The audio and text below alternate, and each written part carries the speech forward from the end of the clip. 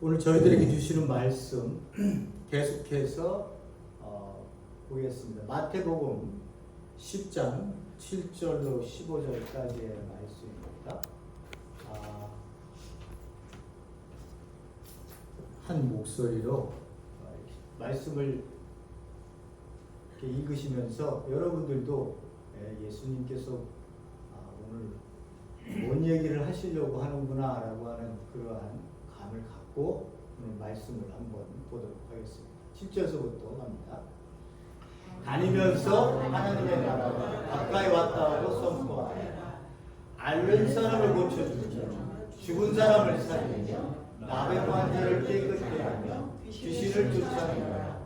거저 받았으니 거저 주어라.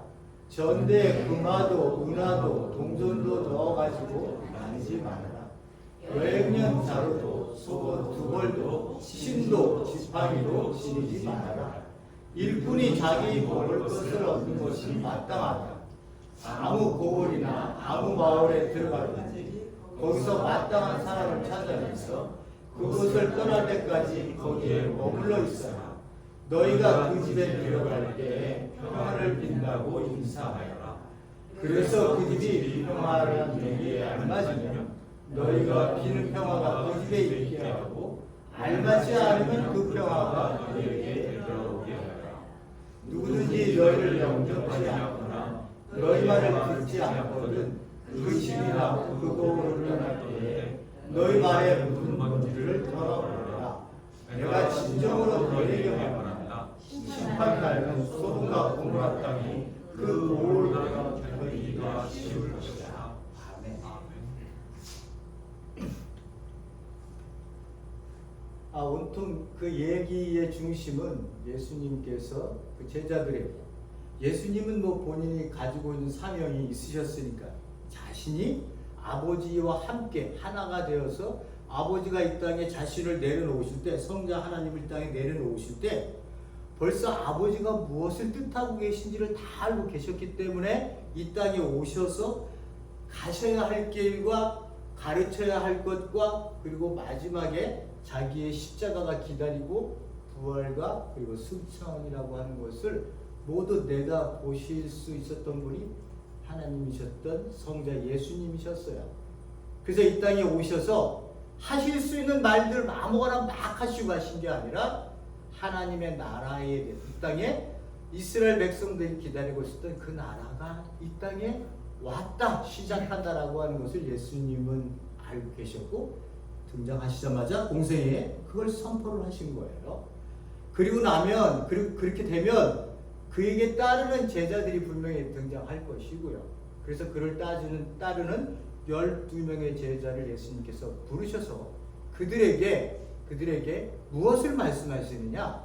너희들은 가면서 하늘나라가, 하나님의 나라가 이 땅에 도래했다, 시작되었다라고 하는 것을 너희들은 선포를 해라, 이런 이야기예요.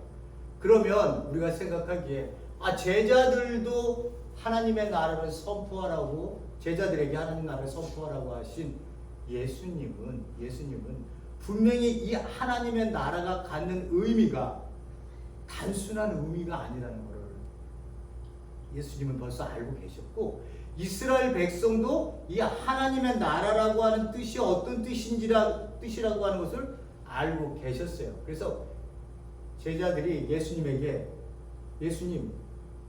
예수님께서 지금 저희들에게 보내시면서 하나님의 나라를 이렇게 선포하라고 말씀하시는데 하나님의 나라가 뭐예요? 이렇게 얘기하거나 물어보는 사람들이 없었어요. 왜 그랬을까요? 제자들도 이미 하나님의 나라가 어떤 의미로 자기네들이 기다려왔고 구약에서 이 나라가 도래하게 되면 어떤 일이 일어날 것이라고 하는 이 하늘나라 하나님의 나라에 대한 개념을 너무 잘 알고 있었기 때문에 이들이 어떻게 해요? 이 예수님이 주신 이 사명에 대해서 그들이 토시를 달지 않고 그대로 가서 선포를 하게 되는 모습들을, 장면을 보게 됩니다. 자, 그래서 여러분들에게 말씀을 드리고 싶은 것이, 제목 설교가 하나님이신 예수님은 이 땅에 오셔서 하나님 나라를 선포하셨는데 선포한 그 나라의 백성으로 우리가 정말 그 통치를 받고 싶어 하는가? 교회는 정말 그 통치에 무릎을 꿇고 있는가? 아니면 목회자 한 사람이 교회를 이끌고 가는 그러한 제가 보기에는 기현상이죠. 기현상이에요. 어떻게 교회를 목사가 끌고 나가? 모두가 함께, 목사는 그냥 구성원 중에 한 사람이에요. 말씀을 전하는 자고 말씀을 통해서 우리가 쉐어해서 나누고 그 기쁨으로 교회 공동체가 이끌어 나가는 것을 전체가 이끌어 하나님 안에서 기도하면서 이끌어 나가는 것이 우리가 하는 일이에요. 그러니까 목사 한 사람의 이야기로 교회가 이끌려 나가는 교회들은 반드시 거기에는 목사의 권력이라고 하는 것이 들어가기 때문에, 그리고 제도화가 반드시 생기게 돼 있어요. 그래서 성장하는 교회들은 대부분 그런 거예요. 그러니까 자기 멋대로 목회자가, 제가 뭐 몇천 명이 모였다 쳐요. 목회자가 유능해. 그러면요, 여러분들도 보시는 것처럼 제 아들 신학 공부하게 해서 가겠다 그러면 준비하고 있어, 내가 불러줄게.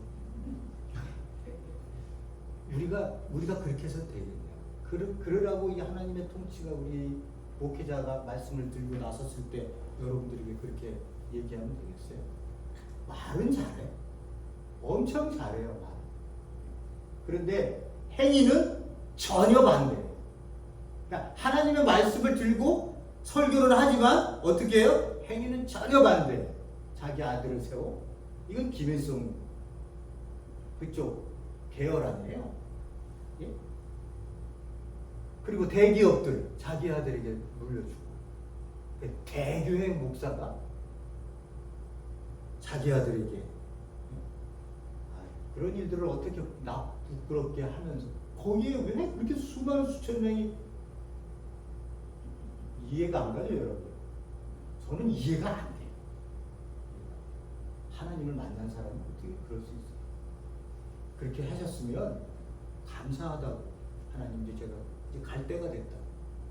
이제 뒤에 누가 오시든 하나님께서 기뻐하시는 뜻으로 이 교회가 세워져 든든히 나아가기로, 이렇게 기도하면서 조용히 물러나는 게 낫지. 어떻게 그렇게 세상 사람들의 가치관보다 못한 모습을 속였냐. 통치를 바라세요. 저를 비롯해서 여러분의 가정, 여러분의 교회, 그리고 이 사회는 정말 하나님의 통치를 원할까?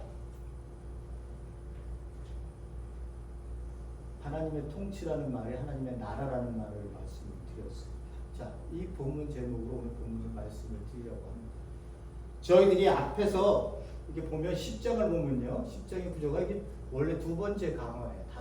마태복음 5개의 강화가 나와요. 첫 번째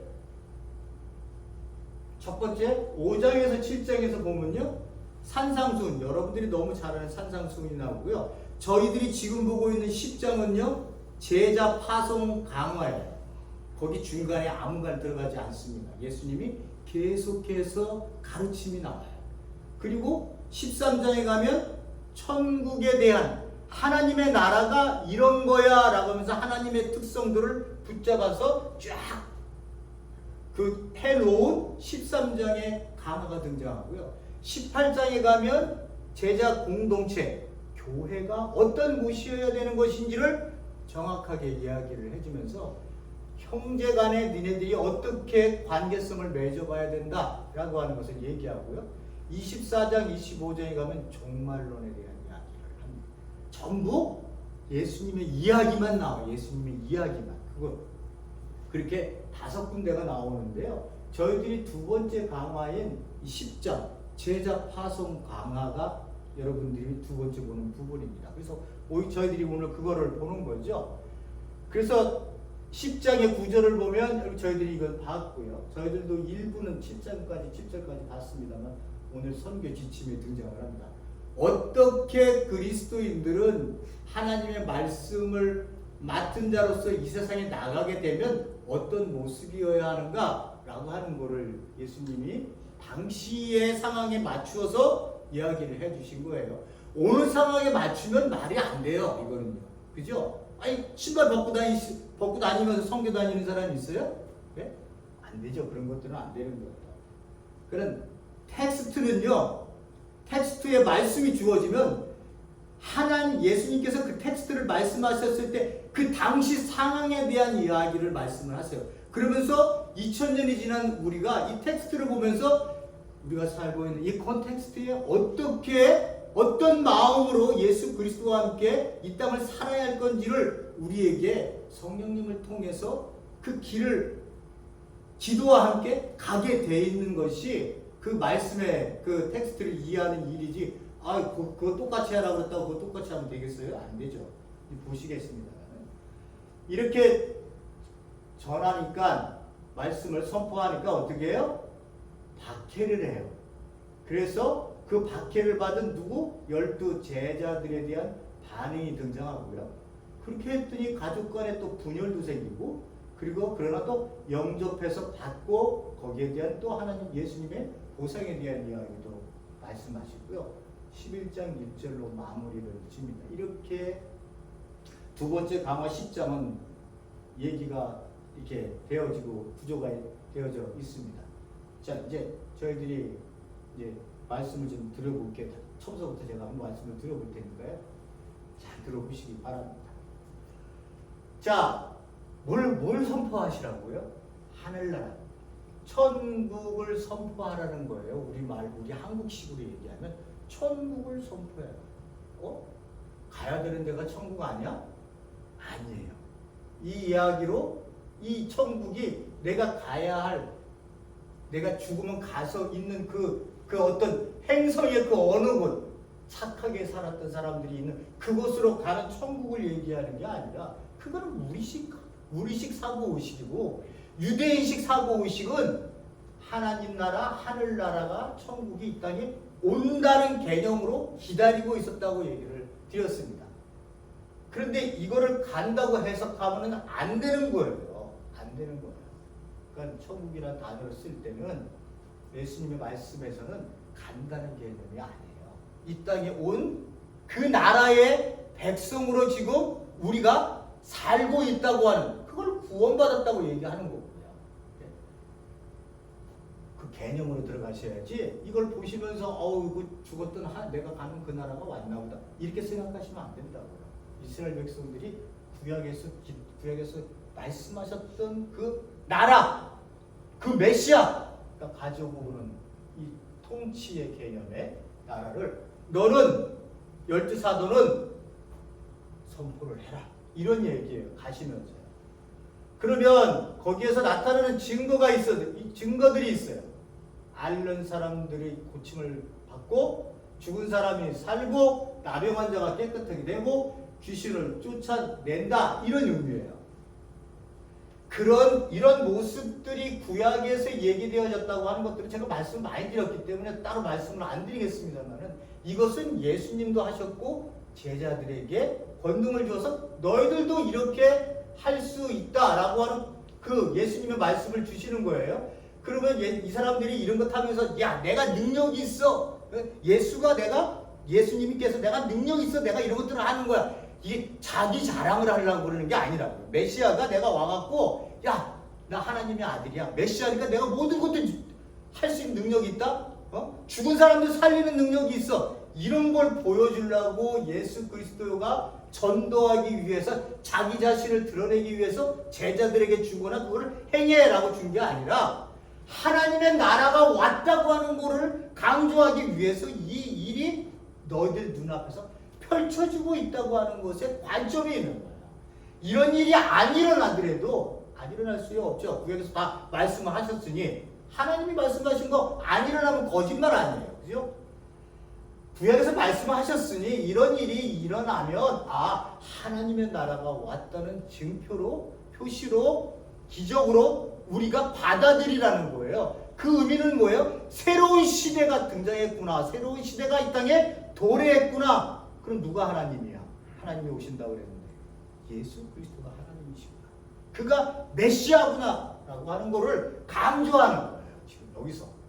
그러니까 우리는 포인트는 다 어디에 잡아요? 야, 귀신 쫓아내야 된다. 사람이 살아날 된다. 뭐 그 앞에 그 사람 앞에만 가면 뭐 못 낫는 병이 없어. 이런데 포인트를 잡는 게 아니라 새로운 시대가 왔어. 새로운 사람이 이 땅 위에서 창조되어진 백성으로 2000년 전에 누군가가 등장하기 시작했어. 그 등장해서 온 백성들이 오늘날 2000년이 지난 우리라고 하는 게 나는 믿겨지지가 않아. 나는 믿겨지지가 않아. 이렇게 생각을 하시면서 이 나라가 왔다고 하는 것이 얼마나 우리에게 너무나도 기쁘고 너무나도 반갑고 너무나도 하나님 안에서 감사하다고 하는 그 찬양이 우리 입에서 나와야 되는 거예요. 왜? 세상 나라 안에 살았을 때의 우리의 모습이 너무 비참했기 때문에 그래요. 돈이 없어서 비참한 게 아니에요. 좋은 집을 못 가졌다고 해서 비참한 게 아니라고요. 못 배웠다고 비참한 게 아니라니까요. 그런 비참함이 아니라 내가 나 혼자 내 성을 지키고 내 삶을 살기 위해서 바둥바둥 인생을 하나님이 주신 그 생명을 한 번도 누려보지 못하고 그냥 돈 벌기 위해서 바둥바둥 어떻게 해서라도 뱅크 어카운트 늘리기 위해서 살아온 이 인생이 불쌍했다. 이 인생이 그 생명이 그렇게 살아가고 있다는 게 우리야. 근데 하늘나라가 왔다는 의미가 뭐예요? 새로운 시대가, 그런 시대가 죽음으로 멸망으로 가는 시대라면 이 하나님의 나라가 그들에게 왔다고 하는 의미는 예수 그리스도의 생명을 가진 자들이 이 땅에 이제 하나님의 백성이 무엇인지, 하나님의 나라의 그 통치를 받는다는 것이 무엇인지를 내가 그 백성이 되는 이제 내가 왜 이 땅에 살아야 되는지, 왜 내 아이에게 이렇게 생명을 주셔서 이 땅에 너를 만나게 하고 우리 그 교회라고 하는 것을 왜 만나게 했는지를 알게 하신다. 그래서 세상 사람들을 만나면 그 모습으로 살아라. 그 모습으로 살게 되면 세상 사람들이 너와 구별될 거거든. 그 사람들은 성공을 위해서 돈을 위해서 살지만 너는 그거 아니잖아. 주신 생명이 얼마나 꽃을 보더라도 바깥에 돌멩이 하나가 내 발 앞에 차이는 그 돌멩이 하나도 얼마나 그것이 하나님이 주신 귀한 것인지 너 느끼게 되는 생명, 이 생명을 느끼게 되는 거야 라고 하는 거예요. 그래서 제가 매번 얘기하잖아요. 교회 온다고 다 되는 거 아니에요. 종교생활 하지 말라고. 종교생활 하지 말라고. 보세요. 하나님은 예수님께서 마태복음 봤습니다. 가서 모든 족속으로 아버지와 아들과 성령의 이름으로 세례를 주고 분부한 것을 가르쳐 지켜 행하게 하라. 볼지어다 내가 세상 끝날 때까지 함께할 것이다. 뭐를 얘기하라는 거예요?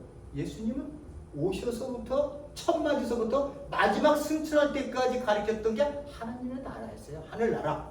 예? 그러면 제자들이 예수님이 가고 난 다음에 이 제자들이 뭐를 했을까? 궁금하잖아요. 사도행전은 다 그런 얘기 아니에요? 그들이 어떻게 하나님의 그 예수 그리스도가 가시고 난 뒤에 그들은 뭘 전했을까? 사마리아에 가서 사도행전 8장에 빌립이 뭘 얘기했느냐? 하나님의 나라와 및 예수 그리스도의 이름에 관하여 전도함을 저희가 믿고 남녀가 다 세례를 받았다. 이렇게 얘기를 했어요. 여기서 하나님 나라를 얘기할 때 야 내가 죽으면 천국 간다? 이 얘기예요 이게? 이게 이 얘기냐고. 빌립이라는 사람은 유대인이에요. 유대인이에요. 유대인이면 유대인이 이 하나님의 나라를 모르겠냐고. 다 알고 있어요. 그러면서 그가 얘기하는 게 뭐예요? 예수 그리스도를 통해 이 땅에 오게 된 하나님의 나라. 새로운 세대, 새로운 백성, 새로 창조된 백성이 이 땅 위에 예수 그리스도를 통해 시작되었다. 그러니 니네들이 살고 있는 이 삶이라고 하는 것, 사마리아인 사람들도 알았을까요? 몰랐을까요? 사마리아 여인, 수가성 여인이 메시아가 온다는 거 알아요? 몰라요? 알아요. 그들도 알아요. 기다리고 있어요. 그가 오기를. 근데 예수님이 오셔서 메시아로 오셔서 하나님의 나라를 선포하셨다 라고 하는 것을 빌립이라고 하는 저희들이 집사라고 얘기를 합니다. 오늘날 집사하고는 다른 개념이죠. 어쨌든 그가 사마리아에서 전도하는 모습이 8장에 등장하고요. 유대인들, 디아스포라 유대인들 있잖아요. 그죠? 에베소서도 있고 로마에도 있는 그 유대인들이요. 왜 디아스포라가 생겼을까요? 그들이 점령당하니까 아시리아는 사마리아를 722년에 지네들이 점령하고 난 다음에 그 타민족 사람들을 거기 갖다 심었어요. 그러니까 어떻게 되겠어요? 혼합 민족이 된 거예요. 그 이후로는 남쪽에 있는 유다인들이 우리 혈통 아니라고 손을 딱 거버렸어요. 예? 그리고 난 다음에 또 누가 등장해요? 그때의 유대인들, 북이스라엘 멸망할 때 그 똑똑한 사람들, 예? 거기에 권력을 잡았다고 생각하고 똑똑한 사람들은 다 데려갔어요. 그쪽으로 아시리아 제국이. 그리고 난 다음에 578년에 그 576년인가? 제가 헷갈리는데 578년이 맞는 것 같은데 578년에 남기가 망했을 때 그들은 어떻게 했어요? 그때는 타민족을 이렇게 갖다 심는 게 아니라 이렇게 안 되겠다 하고 바벨론 제국은요. 얘네들을 그냥 정말 하찮았다고 생각하는 사람들만 남겨놓고 다 데려고 갔어요. 1차, 2차, 3차에 걸쳐서 다 데려갔어요. 그들이 자기 나라만 있겠어요? 로마 제국에 다 뿔뿔이 흩어버리는 거예요. 그러니까 이런데 어디로 가 있어요? 에베소도 가 있고 로마에도 가 있고 이쪽으로 위쪽으로 뭐 다 흩어져 있었던 거 아니에요? 그 디아스포라 사람 유대인이면서 그 사람들이 뭐 5명? 5가구인가? 3가구인가 남자만 모이면 뭐 회당을 세웠다고 하잖아요. 그 사람들에게도 이 사람들이 그 바울이 뭐라고 했냐? 바울이 회당에 들어가 석 달 동안 담대히 하나님의 나라에 대하여 강론하며 권면하되 이렇게 하나님의 나라에 대해서 에베소에 흩어져 있는 디아스포라 백성들에게 하나님의 나라를 얘기를 해주는 거예요. 사도행전 28장 마지막 장에 로마에 갔을 때도 로마 유대인들에게 뭐라고 얘기하냐? 일자를 정하고 그 우구하는 집에 오니 아침부터 저녁까지 강론하여 하나님 나라를 증거하고 모세의 율법과 선지자의 말. 왜 이 말이 왜 들어갔을까요? 모세의 율법과 선지자는요? 구약을 얘기하는 거예요. 구약의 말을 가지고 예수의 일로 권하더라. 예수의 일이 뭐예요? 하나님의 나라를 증거했다라고. 그가 하나님의 나라를 갖고 왔다고 하는 것을 사도 바울이 이 로마 유대인인데 그쪽으로 끌려갔던 어떤 방법으로 디아스포라 백성에게 사도 바울이 하나님의 나라를 이야기하는 거예요. 죽어서 가는 거. 여러분, 제가 또 말씀드린다면은 이 땅에 하나님의 나라가 도래했기 때문에 내가 그 백성이기에 그 백성으로 이 땅에 내가 하나님이 부르시는 그날까지 그 신앙을 살아내겠다고 하는 사람과 아버지 뜻이 드러나기 위해서요. 나 죽으면 갈 거야. 그러면서 교회는 열심히 나와요. 열심히 나와요. 하나님 거 다 해요. 충성해요. 봉사해요. 사고의식 신앙에는 이러다가 그냥 가면 하나님께 가면 그만이죠. 이렇게 생각하셔서는 안 된다는 거예요. 이렇게 생각해서. 교회 생활은 하루 종일 있다 해도 하루예요. 일주일에 하루예요. 나머지 6일은 누구를 만나요? 여러분들이 만나는 사람들이 있어요. 그 사람들과 함께 세상 얘기 나누지 마시고요. 나는 다른 가치관을 갖고 있는 것을 보여주세요. 그 사람들이 세상 얘기하면 그래서 세상에 대한 그 아픔들을 있으면 예수 그리스도의 이름으로 권해서 다독여 주세요. 내가 다독이려고 생각하지 말고 예수 그리스도의 이름으로 다독여 주세요. 옳지 못한 일을 하면 예수 그리스도의 의로 그분들에게 분명히 얘기를 해주세요. 이렇게 내가 이 땅에 살면서 만나는 사람들에게 내 자신이 누구인가를 드러내지 못하고 살면 그럼 뭐예요? 교회는 와서 일주일에 엄청 신앙생 열심히 해요. 간을 빼는 것 같은 모습으로 열심히 해. 목사한테 와갖고 그런 테크닉 배우지 말라고 했죠. 목사고 장로지. 우리가 계급이 있는 것도 아니고 서로 존중하고 존경하고 직분을 가졌다는 건 더 섬길 수 있으니까 직분을 주는 거죠. 그죠? 대우받으려고 했어요. 아니잖아요. 내가 누구를 만나도 내게서 나오는 그 그리스도인이기 때문에 나오는 영향력이 있어요. 쟤는 신뢰할 만해. 쟤는 신뢰할 만해. 제가 어떤 일을 해더라도 나 쟤를 믿을 수 있어. 그러한 우리 그리스도인들의 모습이 돼야 되는 거지. 똑같으면 못하라고. 똑같으면. 두 번째 보시겠습니다. 에베소서 로마, 여기는 이방인들에게 했었던 말이에요. 뭐라고 얘기하시냐? 너희 중 내가 너희 중에 왕래하며 하나님의 나라를 전파했어.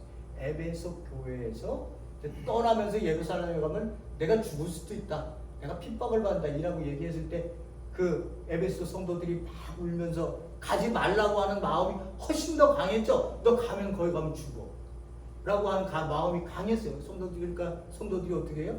사도 바울을 붙들고 우는 거예요. 가지 마. 그 작별 인사를 그래도 사도 바울은 어떻게 해요? 내 목숨이 달아나더라도 내가 나의 달려갈 길을 내가 가겠다고 말씀하시잖아요. 그때 거기서 에베소서 이방인들에게 뭘 전했냐? 그 교회에 하나님의 나라를 전. 새로운 나라. 이 이방인들에게 있어서의 하나님의 나라는요, 목숨을 걸고 이 백성이 되는 거예요. 누가 왕이에요? 로마 황제가 왕이잖아요. 거기에 하나님 나라의 왕은 누구예요? 예수 그리스도가 왕이에요. 그러니까 그 나라 안에 이 하나님의 백성이 된다고 하는 사람들의 고백은 보여지는 왕이 아니라 진짜 왕은 어디요? 예수 그리스도가 왕이라고 얘기하는 거예요. 그러니까 내 목숨을 내놓고 아멘을 하는 거예요. 목숨을 내놓고 아멘. 아무 때나 아멘 한다고 너 그리스도인 됐네? 이게 아니라 이때 사람들의 얘기를 할 때는 내가 아멘, 주를 그리스도시요 살아계신 하나님의 아들입니다라고 이 아멘을 할 때는요, 당신 예수가 왕입니다라고 하는 걸 얘기하는 거지. 그 제국의 왕을 보고 왕으로 섬기는 그러한 그 그리스도인이 없었어요. 여기들한테. 그러니까 목숨을 걸고 내놨던 신앙생활을 했던 사람들이 이 이방인의 사람들, 이 유대인들이야 뭐 안 다쳐요. 그렇지만 이방인들은 뭘 알아요? 그죠? 가르쳐주는 대로 믿어야죠. 그렇지만 그들이 예수 그리스도를 만난다는 이유부터 죽음도 불사하고 자기들이 동물의 먹잇감이 되고 화형당하고 그 기름의 불칠을 당했어도 그들이 떳떳하게 죽을 수 있었던 이유가 뭐예요? 당신이 왕이 아니라는 거야. 당신이 왕. 진정한 왕은 누구예요? 예수 그리스도가 왕이시다. 계시록은 그걸 얘기하고 있는 계시록. 무서운 책 그런 걸 갖고 뭐 자꾸만 장난치는 사람들이 있는데 하나도 그럴 게 없어. 결단해라.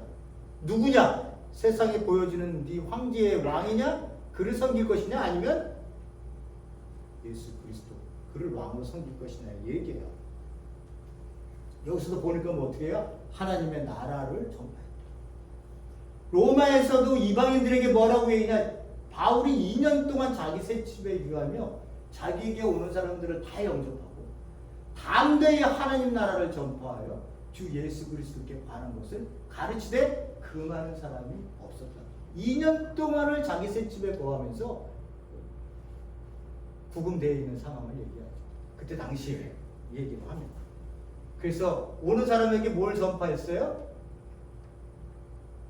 예수 그리스도께서 이 땅에 선포하신 하나님의 새로운 나라가 있다. 보여주는 황제가 왕이 아니라 누가? 그리스도가 진정한 하나님의 아들의 왕이다 라고 하는 것을 선포하시는 거예요. 그러니 그 사람들의 삶이 다른 사람들의 로마에서의 삶과 어떻겠어요? 구별되어질 수밖에 없었던 거예요. 구별되어질 수밖에 없었던 거예요. 그러니까 그 사람들이 그 기록 요세푸스나 뭐 요세비우스의 얘기 역사가들 얘기하는 거 보면 예수 그리스도를 믿었던 사람들이요. 그 사람들은 거짓말을 안 해. 강간 이런 절대 안 해. 예? 그리고 이 사람들은 너무 거룩하고 자기의 신앙에 있어서 그 어떤 사람으로부터 피해를 주지 않는 백성들이야. 라고 적혀 있어요, 거기에 보면. 얼마나 구별되며 살았는지는 몰라요. 이게 어떤 의미인지 알기 때문에 그랬던 거예요. 이 의미가 어떤 의미인지 알고. 그 신앙의 선배들의 후배가 저희들이에요, 저희들. 2025년을 살고 있는 저희들이에요. 구별돼요? 구별돼요? 여러분?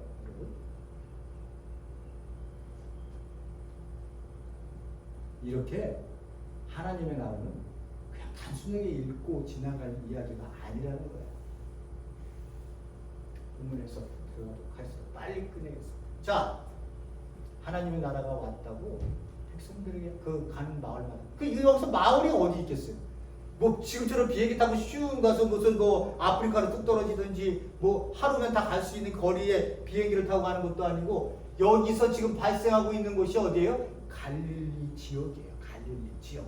거기에 가버나움, 베세다, 고라신 다 있는 그 예수님의 활동 무대예요. 여기 이 말씀이 오시기 전까지, 10장 오기 전까지 예수님이 많은 사람들에게 기적을 보이며 하나님의 나라가 이 땅에 왔다고 하는 표시들을 보여주고 사람들을 고치고 했었던 것들이 그 갈릴리 지역에서 일어난 일이에요. 그 지역에서요. 거기서 어떻게 얘기를 하시냐? 거저받았으니, 이런 일들을 하고 거저받았으니 거저 주어라. 니네들이 받은 그 권능은 너가 권능이 있어서 받은 게 아니라 내가 준 거야, 거저. 그러니 너 누구 사람 고쳤다고? 사람 안수해서 일으켰다고? 너 거기에 대해서는 대가 말하지 마. 거저 줬으니 거저 줘. 이런 얘기예요. 전대 돈주머니, 금, 은, 동 가지고 다니지 마. 여행용 자루, 빵가방이 여기 안에 넣는 곳인데 속옷 2벌, 지팡이도 가지지 마라. 아니 그 팔레스타인 지역에 신발을 안 신고 어떻게 다녀? 뜨거워서. 지팡이를 안 갖고 가? 지팡이를 안 갖고 가면요, 강도 만날 때 이거 호신용이거든요. 랍비들도 갖고 다녔어요. 랍비들도 호신용이에요. 그리고 뱀이 많아서 지나가다가 뱀한테 물릴 수 있으니까 지팡이로 뱀이 지나가면 딱 걷어치우를 그러한 용도로 이 지팡이를 갖고 가는 거예요. 또는 맹수가 등장하거나 산 짐승들이 등장했을 때 그걸로 자기 방어를 위해서 해요. 근데 그런 것들도 하나 갖고 다니지 말아라. 이렇게 얘기를 하고 있는 거예요. 그러면 성도님들이 얘기하시기에 오늘날도 그렇게 해야 되나? 라고 하는 건 아니라는 건 알고 계시죠. 그러면 예수님이 이렇게 얘기한 이유가 뭐예요? 예수님께서 그 하나님의 나라를 위해서 너희들이 파견되어 가는 그 네 마음가짐 속에, 네 마음 속에 이 말씀이 빨리 전해져야 한 그 백성을 향한 마음으로 빨리빨리 움직여라. 니네들이 뭐 준비해갖고 세상적인 것에 의존해서 발 뜨거우면 어떡하지? 한 신발 하나 더 갖고 가야지. 빵 없으면 어떡하지? 빵 준비해야지. 뭐 그런 마음으로 가는 게 아니라 니네들이 내 마음을 안다면 내가 그렇게 백성들이 영적 지도도 없이 널브러져 있고 고통당하는 거 보고 있는 것을 니들이 내 마음을 안다면 하나님의 나라가 이 땅에 왔다고 얘기하면서 그들을 하루빨리 지금 빨리 가서 너희들 그들에게 복음을 선포해. 그러니까 니네들은 이런 거 갖고 뭐 생각하고 할 시간이 없다. 빨리 가거라 라고 하는 거예요. 그러면서 뭐라고 얘기해요? 일꾼이 자기 먹을 것을 얻는 것은 마땅하다. 가면 너희들을 홀로 보내는 게 아니라 하나님께서 함께 하셔서 마땅한 집에 들어가면 니네들이 행한 일에 대한 먹을 것과 잠자리와 모든 것을 제공해 줄 것이니 너희들은 가라. 그러니까 세상이 내가 뭐를 할 때 이거 내가 벌써 안전장치를 다 깔아놓고 가는 그러한 모습의 그 신앙생활이 아니라 하나님 얼마나 그 백성들에 대해서 아파하시는 마음이 있으니 그 아픈 마음으로 내가 지금 나를 생각해야 될 때가 아니구나. 가야지. 무조건 빨리 가서 그들에게 하나님의 나라를 선포해야지. 라고 하는 것으로 지금 이야기를 하는 거야. 그러면 일꾼에게 먹을 것을 준다. 밑에 보면 아시죠? 아무 고을이나 아무 마을에 들어가든지 거기서 마땅한 사람을 찾아내서 라고 하는 얘기를 하시죠. 아무 집이나 쑥쑥 들어가지 말고 판단을 하라는 거예요. 이 사람들은 벌써 가버나움 지역, 갈릴리 지역에서 예수 그리스도 함에 따라다녔기 때문에 어느 사람이 어떻게 환대를 나에게 해줄 수 있는지 없는지에 대한 판단을 갖고 그들이 그 사람을 찾아가서 그곳에 들어가서 그들이 환영하면 머물러 있어라. 그런 의미예요. 너희가 그 집에 들어갈 때 평화를 빌어라. 에이레네 라고 하는 단어인데 이 경우는 샬롬이라는 뜻이에요. 샬롬. 구약에서요. 샬롬을 다 평화로 이렇게 화평, 화목 이렇게 우리 번역을 해놨잖아요. 이거는 그냥 인사가 아니에요. 그냥 인사가 샬롬 이 인사할 때 쓰는 인사가 아니에요. 여기서 쓰였던 지금 이 상황에서의 샬롬이라고 하는 건요. 너희들 하나님의 나라를 받아들여서 네 가정 안에 하나님의 통치가 임했으면 좋겠어 라고 하는 그러한 기원을 하는 그런 그 복음을 선포하고 있는 거예요. 그 가정이에요. 너희 가정에 하나님의 통치가 임했으면 좋겠다. 하나님의 통치하심을 통해서 그 가정이 하나님과 관계를 맺어 하나님의 백성이 되었으면 좋겠다라고 하는 이 샬롬이라고 하는 관계를 얘기합니다. 하나님과 나와의 관계, 나와 인간의 관계, 나와 인간과 자연과의 관계, 이 관계가 모두 소통되어지는 것을 샬롬 이렇게 얘기를 하는 거예요. 네 가정이 그런 가정이 되었으면 좋겠다 라고 그렇게 빌어라, 기도해라, 들어가면서 그렇게 이야기를 해라 이런 얘기를 하고 계시는 거예요. 그래서 거기에 알맞은 평화를 받기에, 샬롬을 받기에 알맞으면 그 평화가 그 집에 거하게 될 것이고 그렇지 않으면 다시 너에게로 돌아올 것이다 라고 얘기하는 거예요. 누구든지 너를 영접하지 않거든, 너희 말을 듣지 않거든 그 집에서 그 집이나 고를 떠날 때에 다리에 묻은 뒷먼지를 털어버려. 이거를 우리가 이제 해석할 때 너무 잔인하지 않느냐, 또 가서 해야지. 그거는 현대식 해석이고요.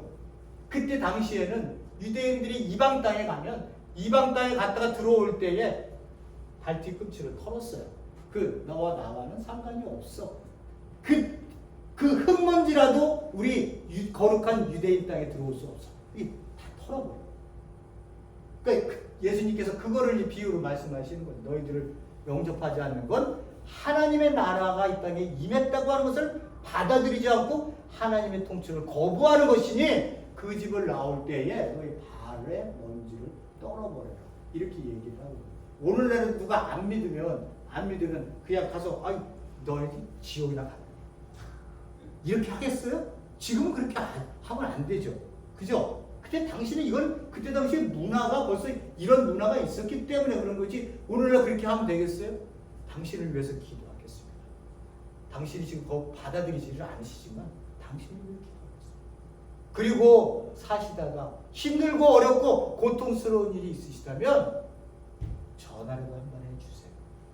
그러면 제가 얼마나 보탬이 될지는 모르겠습니다. 나 아닌 예수 그리스도의 이름으로 제가 말씀으로 여러분들에게 다가설 수 있었으면 좋겠습니다. 이렇게 해야지. 이렇게 오늘 아침 하지 않겠어요? 그냥 이거 문자 그대로 해석하는 사람들은 그렇게 얘기하잖아요. 지옥에나 가버려.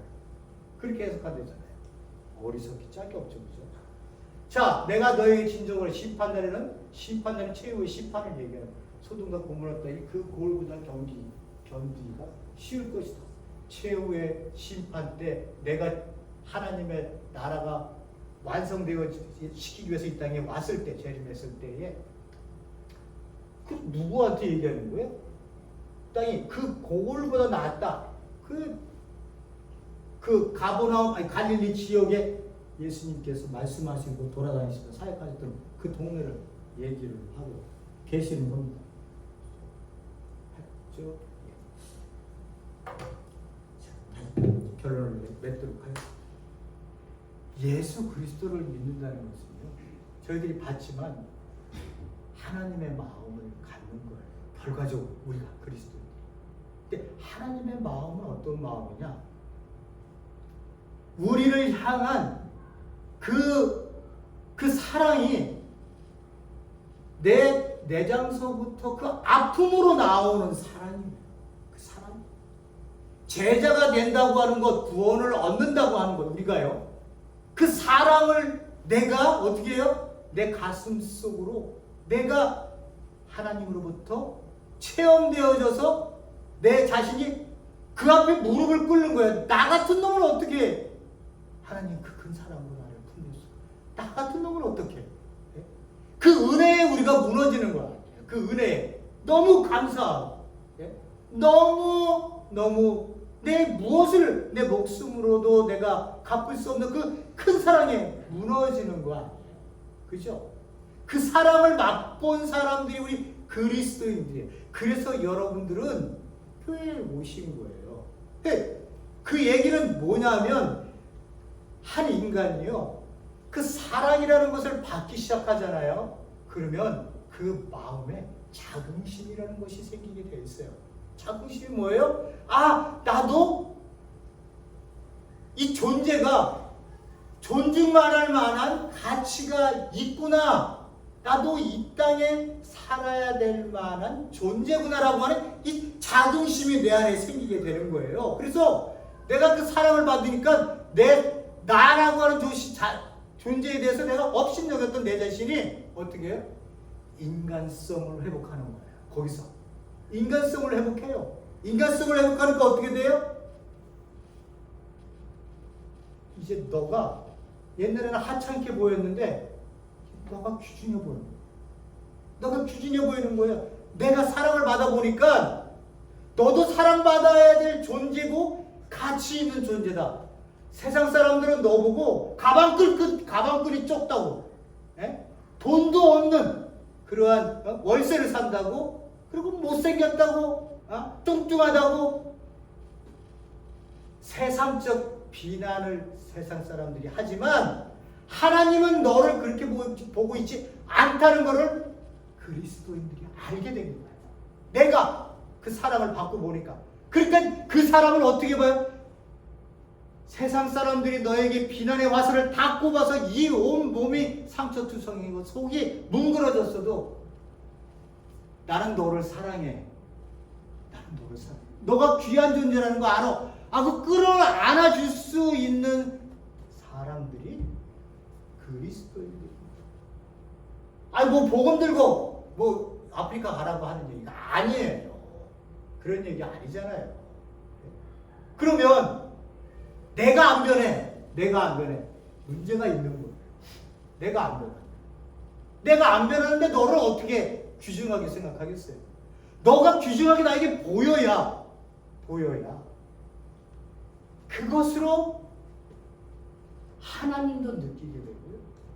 사람도 내가 느끼면서 살 수 있는, 우리로 살 수 있는 공동체가 되는 거예요. 근데 내가 안 변하고 매일같이 그날이 그날이에요. 다른 사람들을 만나도 똑같아, 내 행동은. 제가 우리 애들이라 제가 일하면서 애들 우리 다 멕시칸들이에요. 그러면 저는 항상 새로운 애들이 오면 기도했어요. 뭐라고 기도하느냐? 하나님, 제가 영어는 못하지만 쟤한테 내가 어떻게 하면 복음을 전할 수 있는 기회를 좀 주세요. 시간을 주세요. 하나님, 제가 간곡히 기도드립니다. 이렇게 하시면 꼭 하나님이 손님 없는 시간 딱 10분, 15분씩을 계속 주셨어요. 그리고 제가 할 수 있는 일은 뭐예요? 교회에 다녀라. 왜 안 나가니? 예수 그리스도께서 너를 위해 죽었다는 거 성경이 얘기하고 바이블을 얘기하지 있지 않아요. 성경을 읽어요. 제가 할 수 있는 영어 실력이 안 돼서 거기밖에 못해요. 근데 어떻게 해요? 그가 거부할 것 같죠? 천만에요. 안 거부해요. 땡큐. 너무 감사합니다. 근데 내가 일하는 것 때문에 바빠서 못 가. 주일날 내가 여기 나와서 일해야 하는 것 때문에 내가 주일날 못 가. 이렇게 그들은 자기 삶의 상황을 합리화합니다. 그러나 내가 할 수 있는 거는요, 내가 할 수 있는 얘기는 복음을 얘기해 주고, 그리고 하나님이 개입하셔서 그루하여, 또는 내가 그런 선한 영향력을 그들에게 비춰준다면, 자, 쟤는 다른 데가 있구나. 하나님을 믿는 사람이 다른 데가 있구나. 라고 하는 것만이라도 보여주면, 저는 정말 하나님 앞에 땡큐해요.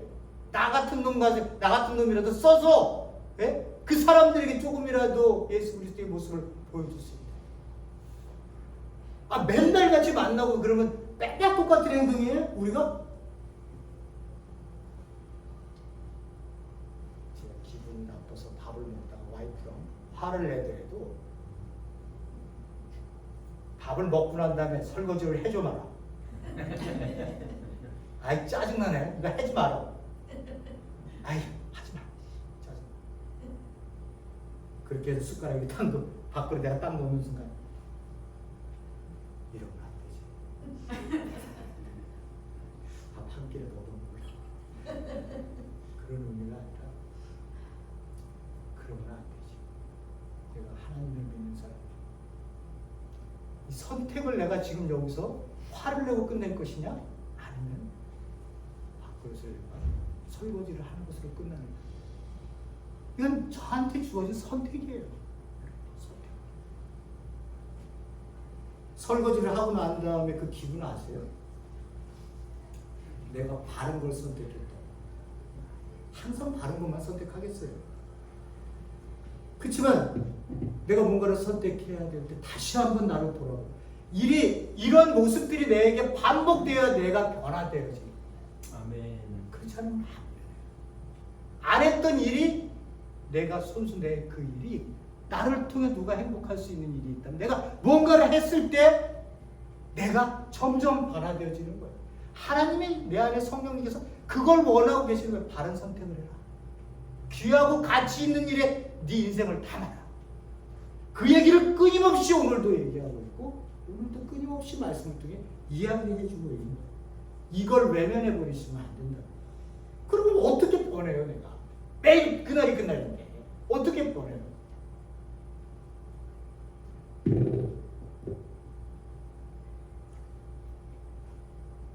다 끝났습니다. 여러분들에게 해드릴 수 있는 말씀은 다 끝났고요. 여러분들이 새로운 시대의 주인공으로 이 땅에 서서 지금 새 시대의 개척자들처럼 이 세대를 지금 살아가고 있는 거예요. 여러분들이 그리스도의 사명을 붙들고 그 신앙을 지금 힘들어도 견뎌내면서 살아가고 있는 거예요.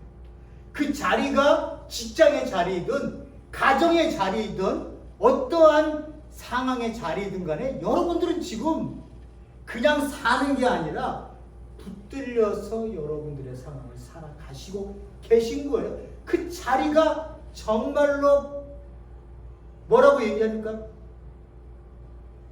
Right place, right time에 우리가 있는 거예요. 이 말이 맞는지 안 맞는지 모르겠습니다.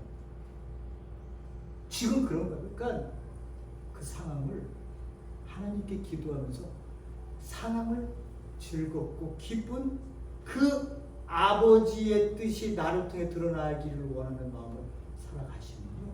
여러분들의 선택은 반드시 가치 있는 곳에 여러분들의 판단이 선택이 있을 거라고 저는 믿어요.